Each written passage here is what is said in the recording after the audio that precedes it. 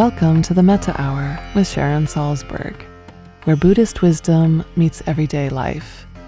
This podcast is brought to you by the Be Here Now Network and features interviews with the top leaders, teachers, and thinkers of the mindfulness movement and beyond. For more information, visit BeHereNowNetwork.com/Sharon.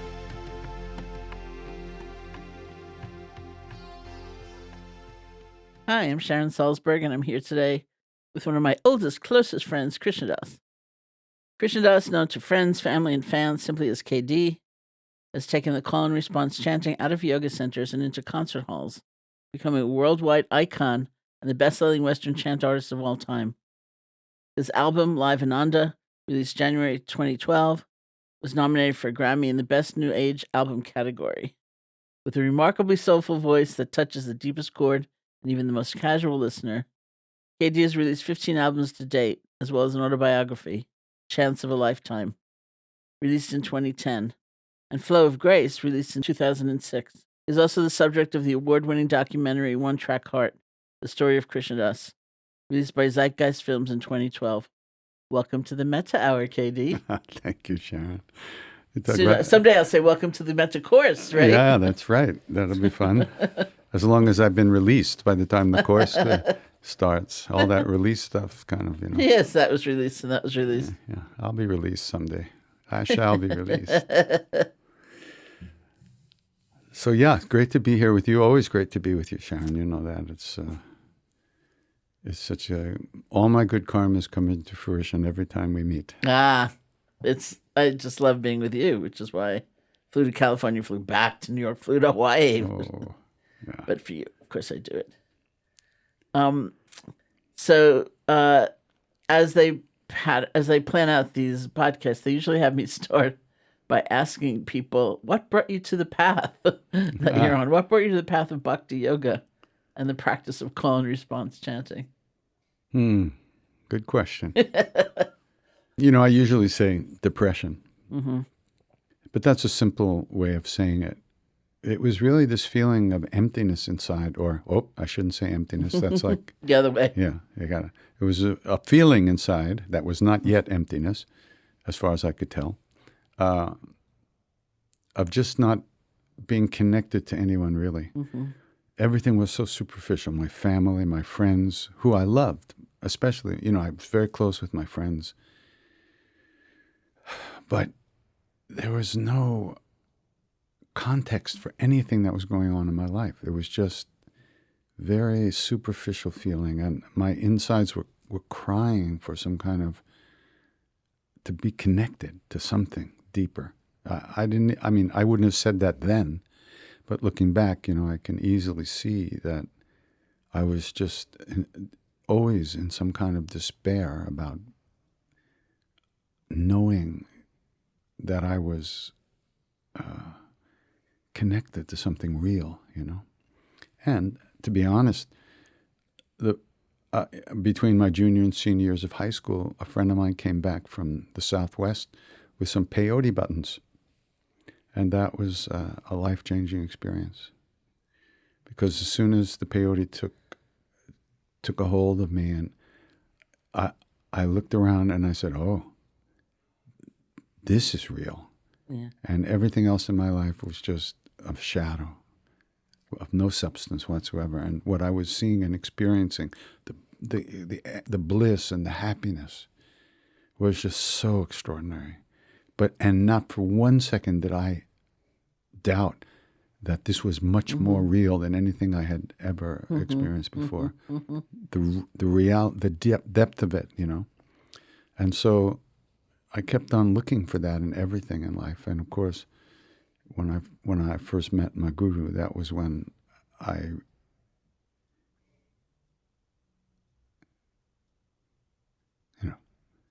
felt it in a different way inside. The thing that I always remark on, when I think about all of you who left Bodh Gaya, and went off to look for Maharaj-ji and finding him within minutes or something, which is the whole reason I didn't get on the bus. I thought, I don't even know where the man is, Probably not the whole reason, but was that I don't know anyone of that particular community at all who looks back and says that was a time of foolishness or youth or Yeah. every single person says that was the most important time in my life. That was the most real. Yeah. That was the most valid, which is remarkable. It is, yeah. Looking back, most of the people there, like me, didn't even have a life. Mm-hmm. We were like in our 20, 21, 22. We'd never done anything. We'd never had jobs. We never supported ourselves. We didn't have families of our own. We didn't know what we wanted to be, who we wanted to be, how we wanted to be in the world. Mm-hmm. We were just a blank page. And we were free in that sense that we hadn't manifested anything. And I think those experiences we all had in India at that time redirected the way our karmas would unfold. Mm-hmm. And of course, just being there was already a karmic fruit. Yeah. Yeah. Which just further opened up things for us. The joke that I was making before has to do with the fact that Krishna Das and I actually met at my very first meditation retreat, which was a 10-day intensive retreat led by S.N. Goenka in Bodh Gaya, India. Bodh Gaya is this little village that has grown up around the descendant of the tree. They say the Buddha was sitting under when he became enlightened. And Goenka was someone who just left Burma and was beginning these kind of immersion courses. And he had taught maybe 3 or 4 by the time I got there in January of 1971. I think it was only the second one he taught. Munindra had taught the first. Okay. And then Goenka had taught one, and I think that's when you arrived. Then I arrived, okay. So, and I stayed, as we all did, through a succession of different courses with maybe a few days break in between. And at the end of some number of them, Ram Dass had arranged a bus for... Was it open to anybody who wanted to get on it? Or yeah, sure. Anybody who wanted to go. To go look for the guru, named Curly Baba. And I remember waving goodbye to the bus. Of course, this is a place where Krishna Das's story and mine diverge. Yeah. And then we come back together. Yeah. He's no longer Jeffrey, he's Krishna Das. And, what I said was just partly true, of course. I mean, there were other karmic reasons or, psychological reasons why I didn't get on the bus. But what was rational in my mind was, well, they don't even know where the man is, how are they going to find him? And then actually we were going to go to Delhi. We didn't know where he was. We were going to go to Delhi and then ask around. But as it turned out, we met him on the way to Delhi after making an enlightened detour. Yeah. And it was only a matter of hours, right? Yeah, it was just a few hours. Yeah. It was in typical Maharaj-ji fashion, the bus was, we had gone there, Danny Goldman had been to the Mela, the Kumbh Mela, or the Magh Mela, and where there had been like 10 million people. And he said, well, why don't we stop there on the way to Delhi? And Ram Dass said, no, we want to get to Delhi and find Maharaj-ji. So we had this long argument on the bus. Everybody had 2 cents to put in, and finally, Ram Dass said, okay. We'll go, we'll pranam, we'll bow to the place, we'll get back on the bus, and then we'll get to Delhi tonight. So the bus pulls into the place where there had been 10 million people, and there was nobody there. Mm. A dog went straight down, running across this huge, vast plain, So Danny said, well, there's a Hanuman temple in the corner of this field. Why don't we go there? So the bus was making this long turn towards the Hanuman temple, and walking in the other direction was Maharaj-ji. Mm-hmm. And the bus would have gone right by him. He wasn't even looking up. He didn't stop. He kept walking. But Rameshwar Das said, look, there's Maharaj-ji. Mm. And at that moment, Maharaj-ji says to the guy walking with him, they've come. Mm. So then he told us to... he got into a rickshaw with this other Indian man, and he asked us to follow the rickshaw. So this huge Mercedes bus, shiny, bright Mercedes, is following this little rickshaw through the tiny little streets of Allahabad. We get to the house, and it turns out it's that gentleman's house who was with Maharaj-ji. And we kind of get off the bus, and we're standing around what to do. And this woman comes out of the house and says, come and take your meal. And we said, but there's like 25 of us. Oh, Maharaj-ji woke us all up this morning and said, prepare food for 25 people. They'll be coming later. So that was that story. When people talk about a guru, it's so difficult in the West to understand the nature of that relationship because, here's just one example. The stories people often tell about Maharaj-ji are like the miracle stories. The time he knew what no one could reasonably know. Sure. Things like that. But the times people light up have nothing to do with sort of that display, that they light up when they remember how sweet he was or how loving he was. The miracles were always in the service of love. They were never, and you never felt he was doing anything. It was just rolling off of him. And it was just the love that we couldn't believe, it was like, wow, how did this happen? I grew up on Long Island. How did this happen? It was that love and the feeling of not only being loved, but being with somebody who you could love fully because there was no coercion, there was no manipulation, there was no need he had from us to be any way at all. So we were freed, our hearts were free to flow as much as they could at that time. Yeah. It's beautiful. Like I had a teacher, this woman named Deepama, who reputedly could do, some of that stuff, and which people sometimes talk about, usually with disbelief. Like, do you ever see her? Did you ever see her walk through a wall? I was like, no, I didn't. But it was kind of irrelevant to the consideration of who she was. Like, I'd read somewhere that she could bake a potato in her hand and make it taste like chocolate. Oh, wow. But I don't sit and think about years gone by, like, wow, she could do that. It's like, she was so loving. She was so compassionate. She was so present. That's what we all think about. Yeah. It's just that you can only talk about the things you can talk about, and that feeling that you get from a being like that and from being in the presence of someone like that is so beyond concepts.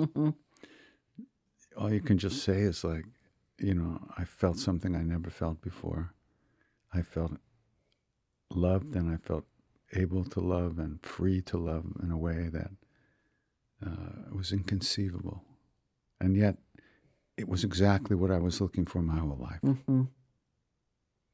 So I'm asking you this rhetorically because I teach so much with you, which is a great delight in my life, that I've heard you ask this many times. So I guess I know what you're going to say. But, what do you say to the people who are never going to go to India or feel they will never meet such a being? Well, they'll probably never get dysentery. Oh, those antibiotics. Oh, my God.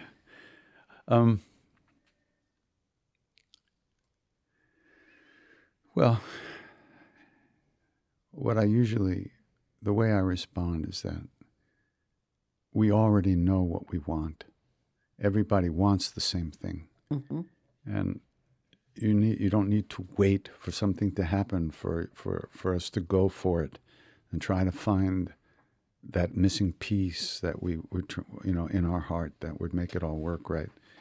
And of course, in India, they say Guru, God, and Self are not different, And they say it over and over again, and it's literally true. Guru is not a human being. The Guru might be in a human body, might not. And even if the Guru is in a human body, it's not the body that's the Guru. It's the being that's inhabiting that body, just like we inhabit ours. But the difference is that they're awake and we're not, and they know. So, and also everyone has a Guru, and anyone who's on the path already has a lineage that that's already working for them. But you don't have to know that, and of course the other thing is that these great beings only are here for one reason. They have one motivation only, compassion for us. And so what you know from that is that everything that happens is for the best. And what they do and what they don't do is also for the best. So if a guru or a master shows up in your life in a body, that was what you needed. And if a guru and a master doesn't show up in a body, that's what you needed. It's very difficult because people want what they want, and Americans, Westerners especially, they think the guru's a button they can push and everything will be okay. Yeah, right. Not that way. Not that way. So one has to do one's work from where one is, start where you are, as Pema says, and deal with what arises in your life, and take it as the teaching of the guru, as the guru's put that there in your life for you to deal with, if you're guru inclined to think that way. Once I heard you use this quotation, you said something like, I think a Hindu source saying, all the time the Guru's grace is coming down upon us like a gentle rain, but we forget to cup our hands. Something like that, yeah. So it's the cupping of our hands. It's always a practice. Yeah. Even if you call it a non-practice, it's a practice. Sure. Absolutely, yeah. If we want to drink, you have to cup your hands. Yeah, yeah. And grace is another word for grace is the natural state. It's not something that anyone deserves or anyone can earn. It's our true nature. It's what we are. We exist in a state of grace, but we are not aware of that. And a guru or can give you a glimpse of that, but then you have to use your own muscles, and that's not easy. It's not easy.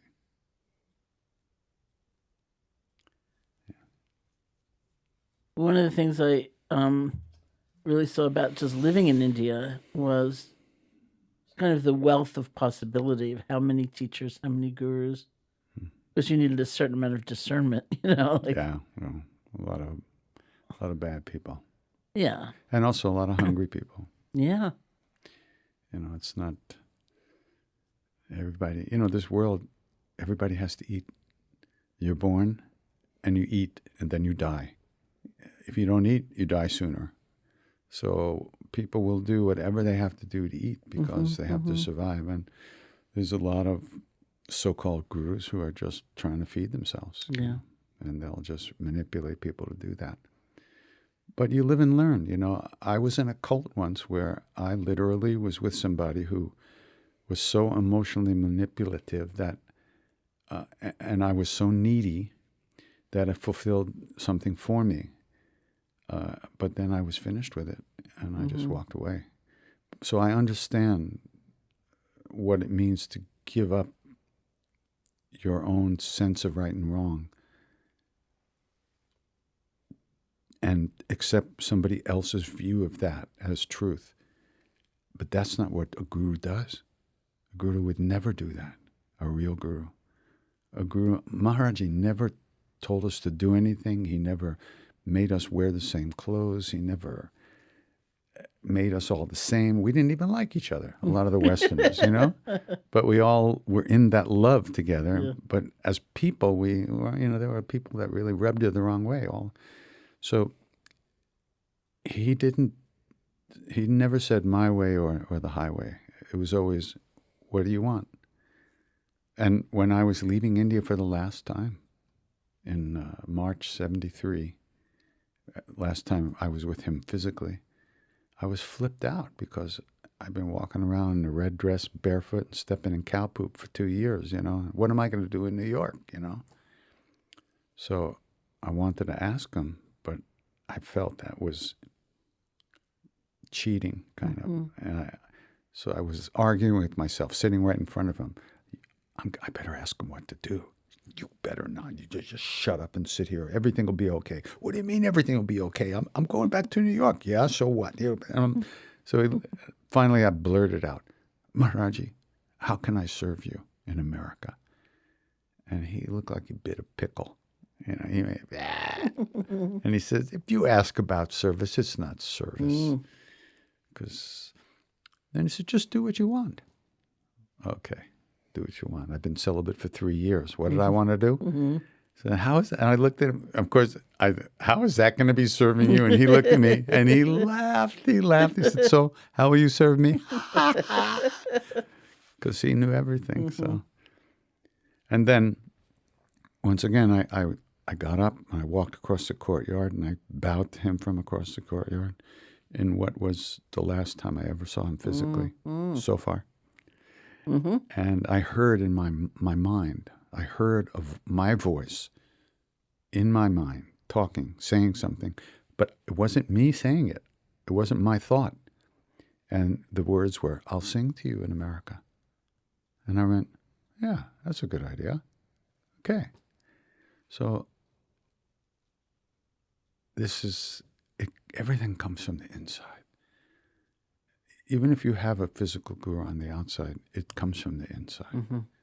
The epiphanies, the understandings, they come. So one has to learn to listen. You know, it must be true because, not only because you said it, but because it's always so different, right? They're like the people who meet somebody that has had a profound effect on all their friends, and it's not happening for them. Yeah. Or I think about the people who lived in Bodh Gaya, the village people, you know, who, Yeah. I mean, the tree is there. There's an incredibly beautiful stupa. In those days, you could sit all night, just like the Buddha did, you know, under the tree. And it's not happening for them either, you know. Not at all, yeah. And so there's something so personal about it and so karmic about it in a way. Yeah. It's amazing, yeah. Did you ever bring anyone there or send someone there to meet Maharaj-ji that it just didn't strike them as anything special? I don't think so. But I remember once I was standing kind of the back of the crowd around Maharaj-ji, and a bus had arrived, and this Westerner walked into the temple, and he kind of stood next to me. He said, "Is that Maharaj-ji over there?" And I said, "Yeah." He goes, "Wow, he's really ugly." I went, my mind just stopped, because to me you couldn't even say he was beautiful. He was beauty itself. Mm-hmm. And this guy just turned and left. A little karmic Oh, display but there. one funny thing happened. So this beautiful woman came in Tibetan clothes and long blonde hair and a braid, you know. And I was thinking, oh, wow, I hope Maharaj-ji turns her on so she'll stay, you know. So he calls me over, and he calls her over, and he says, ask her where she's going. Ask her where she came from. I said, excuse me, Maharaj-ji's asking where you came from. New Delhi. Maharaj-ji, she came from Delhi. Acha, ask her where she's going. Where are you going? I said, I'm going to Almora. Maharaj-ji, she's going to Almora. And he looked at me and he goes, you mean she won't stay? Oh.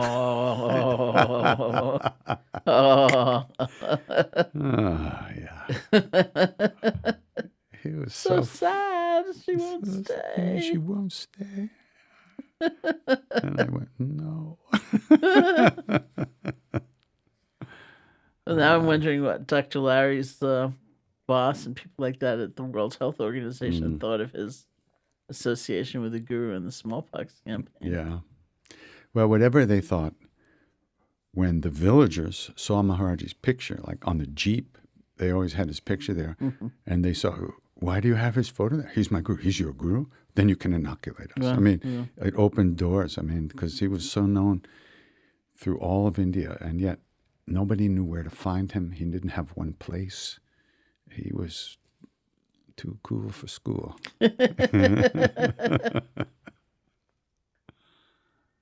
Which also makes me think about he didn't have a website. Yeah, no website, no phone, and he forbid people to write about him. And one devotee started collecting stories, and Maharaj-ji found out about it. He made him rip it up right in front of him. He didn't want any publicity, and he didn't want any, it's just totally something else. And you still have your notebook, right? I still have my notebook. Yeah. When I was joking when I said no website because there was no internet. Yeah. And, so in those days, like if you And there are very few books in English. There just wasn't the same kind of resource. And so if you heard somebody say something inspiring or meaningful to you, you had to write it down. Yeah. So most of us, if not all of us, had the notebook, The which all those treasures went. Yeah. Yeah. Yeah, it's amazing. It's amazing. You know, Parvati Marcus just created a book out of the notebooks of a whole bunch of people. Oh, really? I didn't know that. That's what that book, Love Everyone, is. Oh, yeah. It's incredible. And it really captures the feeling of being there with Maharaj-ji for like how it felt there during the day. And everybody had a different story. You know, he could say one thing and there were 20 different versions of what he said. It was amazing. It's a beautiful book. Love everyone. Love everyone. Serve everyone. Yeah. Always remember God. That's what he taught us. When we asked him, how do we find God? He said, you know, serve people. What? You know, what does that mean? You know, we wanted practices to do. But his main teaching to us was don't think about yourself all the time. Mm-hmm. Think about others. You know, he said to me, he said when I was going to kill myself and, you know, and I was having a nervous breakdown in the temple and I was like basically fell into his lap crying and I was thinking about jumping in the river and which was only 6 inches deep, you know. But I figured if I got my head under a rock, I could probably do it. So what are you going to do? Jump in the river? Worldly people don't die. Worldly people don't die. Only Jesus died the real death. Why? Because he never thought of himself. You know, and what he meant was that thoughts of me no longer arose in that being. He only was here for his people. And that's how he told us to be in the world, you know. So the practices we do, like chanting and repetition of the name, which we do, like we learned in those days, they're not an end in itself, but they're to give us the strength to be that kind of person in the world. He was the guru of householders. Who knows what else he did, but he was always with people. Every day, always with people. Mm-hmm. So when you go to a Buddhist retreat and you practice, it's in that light that you're saying, this is giving me the strength to do the thing that, Developing compassion, kindness. Yeah. That's why I always tell people that as far as I'm concerned, the metta practice, the loving kindness meditation, is the most powerful practice for us Westerners. Because we can't even sit down at ease in ourselves for 2 seconds. How are we going to ever be at ease in the world and how with other people? What can we do for somebody else if we feel so bad about ourselves all the time? Right. And that practice it cleans out a place for us to sit in our own hearts. Yeah. And from there, everything can happen. Yeah, I think it really, of course, I agree with you. Yeah. It really is like a cleansing, you know, because it's like if you have a physical infection, then all that life energy is drawn to it, you know, trying to deal with it. And you don't have the juice to really care about someone else's story. You know, it's all just going to that place of pain. And it's the same thing psychologically, emotionally. All we've got is just drawn to that, and we don't really have it to give to others and stuff. And even if we try to do it, it's still a self-centered or egocentric action. It's not just a natural flowing because we have motivations. So the practice is incredible. And the chanting practice is very powerful too, and also for me especially because I do it so much. That feels more like a practice of transmission, of entering into space and getting a taste of that, what it would be like to be, for the heart to relax and open that way. So they're really complementary. That's beautiful. How many teachings or events do you think you do a week? It kind of depends, you know. I mean, on a regular week, I'll probably sing Friday and maybe do a workshop on the weekend. And then when we do retreats, we do like 4, 5, 6 days, something like that. 2-a-days sometimes, you know. Just depends. But for me, it's what keeps me straight, you know. I need to do that. I can't just sit at home. I sink. I'm not somebody who's good like that because I just never developed that discipline and that. Maybe tomorrow. Sure, tomorrow. Maybe tonight I'll start. But, you know, I really feel that for me, the way Maharaj-ji's arranged it, specifically, it's for me too. And when I first started singing with people, it was very much to save my own ass. I knew I had to do this, or I would never clean out the dark shadows in my heart. And if I didn't do it, it wasn't going to happen. So I had to do it. And I never, of course, expected anything like this to develop. Not in a million years. It's fantastic. I was sitting somewhere and your voice started wafting out of the loudspeakers. I said, "Oh, Krishna, I know him. That's my claim to fame." I say that too. Hey, I know that guy. I know, it's him. No, it's fantastic. Well, it's connected in that odd way with yoga having done what it did, because certainly yoga studios were big proponents of your music. Sure. Yeah, it was kind of the beginning of the internet thing, right? In 95, the first CD came out. And it went everywhere to yoga studios all around the world. You know, hard copy, the CD itself was taken around, and that's kind of how it started. Yeah. Now people in India listen to me on YouTube. It's crazy. But it's all Maharaj-ji's grace. Even if I wanted to take it seriously and personally, I couldn't even fool myself, you know. I'm not, well, maybe I could. But it's all his blessings to people, to the world.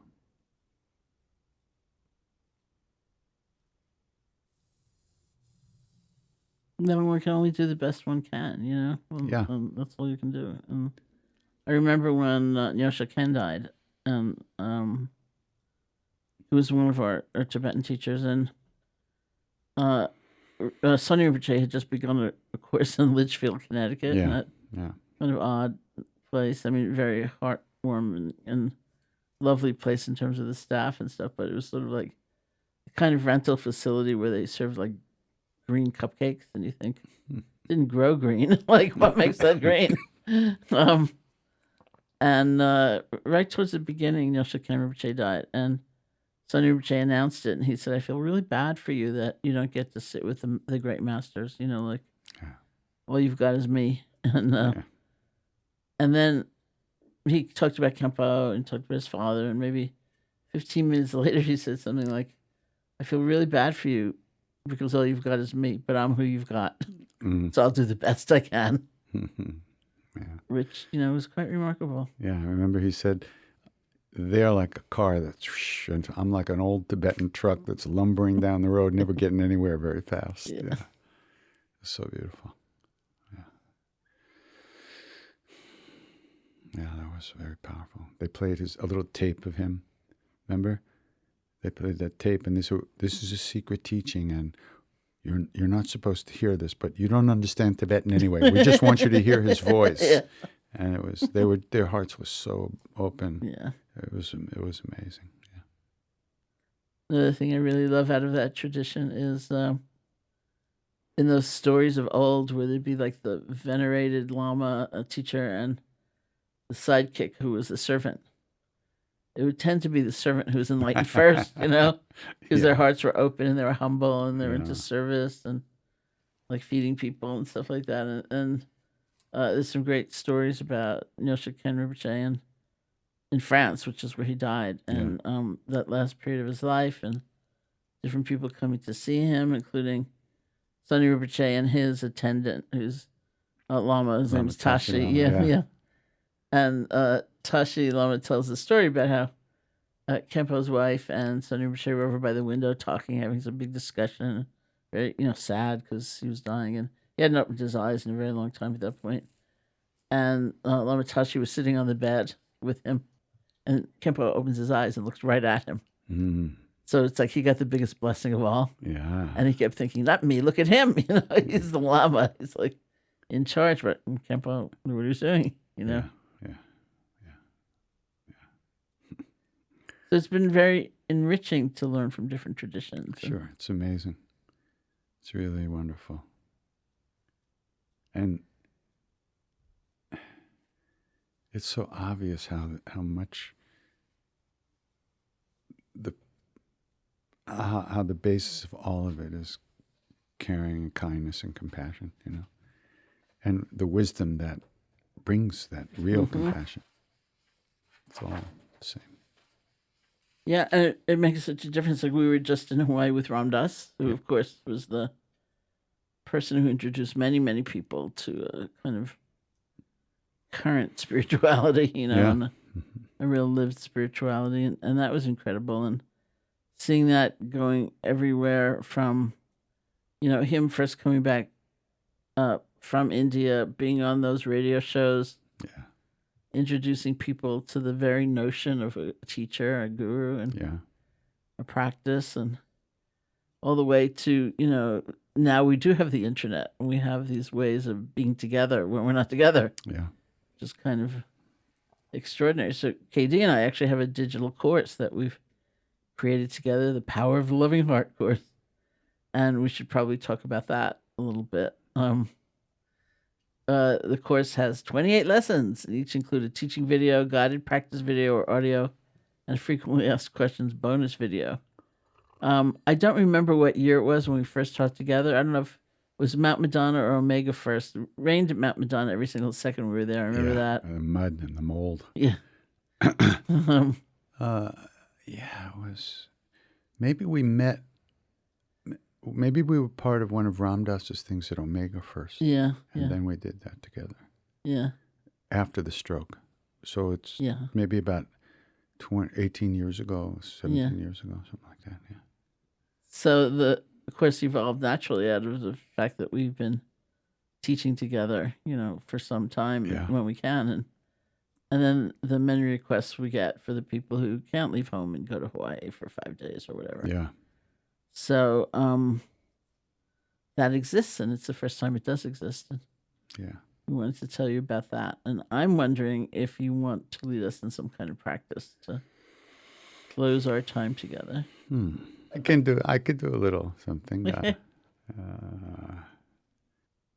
Maharaj used to say to us over and over, in Hindi, it was Ram Naam Karne Se Sab Pura Ho Jata, which means from going on repeating these names, which in India they call the names of God, the divine names, from going on repeating them, everything is brought to fullness and completion.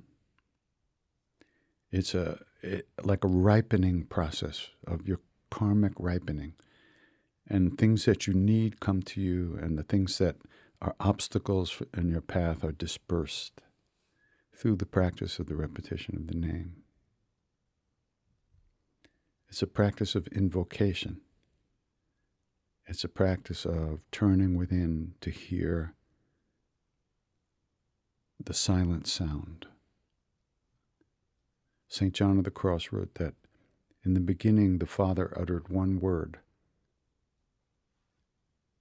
That word is his Son. And he utters him forever in everlasting silence. And it's in silence that the heart must hear.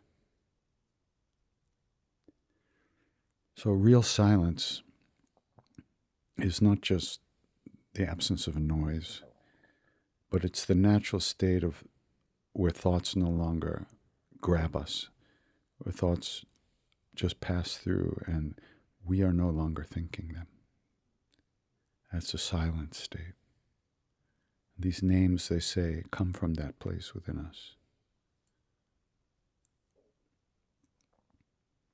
So when we chant, we hear, we listen. We don't try so hard. We just listen. Listening happens.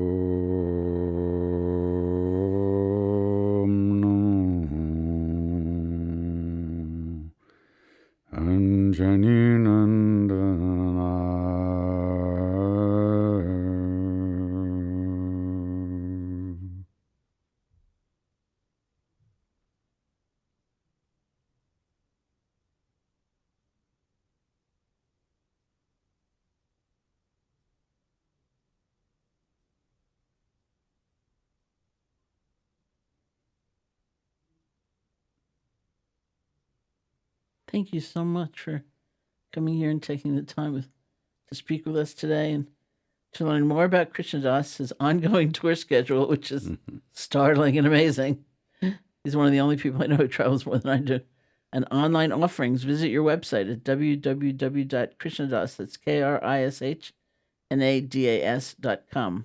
And to join our online course, The Power of the Loving Heart, visit www.krishnadas.com/loving-heart to receive a $50 discount on the course. Use discount code METTA, METTA, hour at checkout. Hey folks, thanks for listening. To learn more about Sharon and her ongoing teaching schedule, as well as online courses and a free guided meditation, check out her website at SharonSalzberg.com.